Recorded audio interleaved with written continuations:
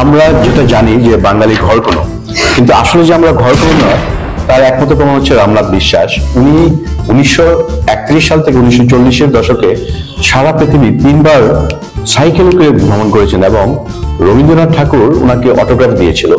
এবং এখনো কলকাতাতে ওনার নামে একটি রাস্তা রয়েছে যেটা আমাদের কাছে অজানা। বাংলা ভাষায় আপনারা বুঝতে পারছেন যে সাইক্লিং করে তিনবার পুরো বিশ্ব ভ্রমণ করেছেন একজন মানুষ, তিনি হচ্ছেন রামনাথ বিশ্বাস।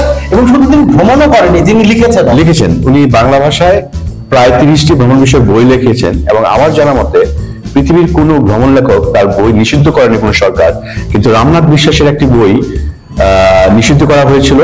সেটা ছিল আমেরিকার ভ্রমণের উপর তার একটি লেখা, এবং সেখানে সে আমেরিকাতে কালোদের উপর যে সাদারা অত্যাচার করছে সেগুলি উনি তুলে ধরেছিলেন।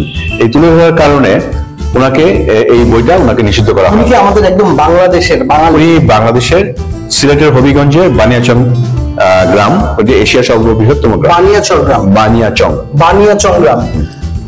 ভিউয়ার্স, আপনি একটা জিনিস চিন্তা করেন, আমাদের দেশের জন্য কত বড় গর্বের বিষয়। আমরা একটা মানুষকে জানি না বা চিনি না যে এই রামনাথ বিশ্বাস পুরো বিশ্বকে তিনি সাইকেলে করে 3বার ভ্রমণ করেছেন এবং তার লেখা বই আমেরিকার মতো জায়গায় একবার পুরো ব্যান করে দেওয়া হয়েছে। এটা কিন্তু আমাদের দেশের জন্য একটা অন্যতম গর্বের বিষয়।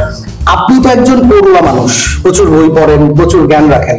আপনার কি মনে হয় ট্যুরিজমের সাথে আসলে এই বই পড়ার সম্পর্কটা কোথায়? ওয়েল, জ্ঞানের কোনো বিকল্প নেই। তো জ্ঞান আহরণ করার 3টা রাস্তা আছে আমার জানা মতে। একটা হচ্ছে জ্ঞানী লোকের সংস্পর্শ, দ্বিতীয়ত আপনি ভ্রমণ করবেন, তৃতীয়ত হচ্ছে বই। এই 3টা মাধ্যমেই আপনাকে শেখাবে।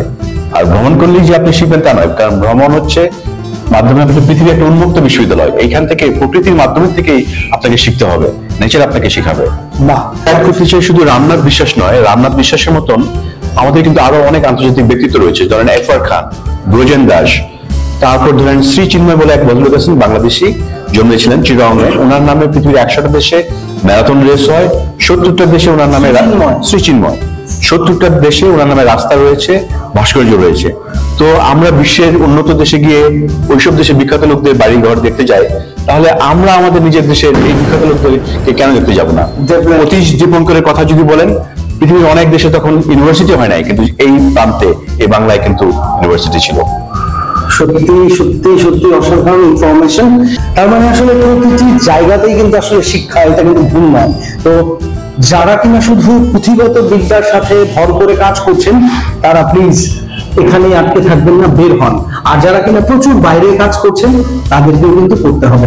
তো এই বই পড়া এবং কাজ দুটোর সমন্বয়ে কিন্তু আমাদের এডুকেশনটা এগিয়ে যাচ্ছে। তো আশরাফুজ্জামান ভাই, আপনাকে অসংখ্য ধন্যবাদ এই এত ব্যস্ততার মাঝে আমাকে সময় দেওয়ার জন্য, এবং ভালো থাকুন। অনেক ধন্যবাদ।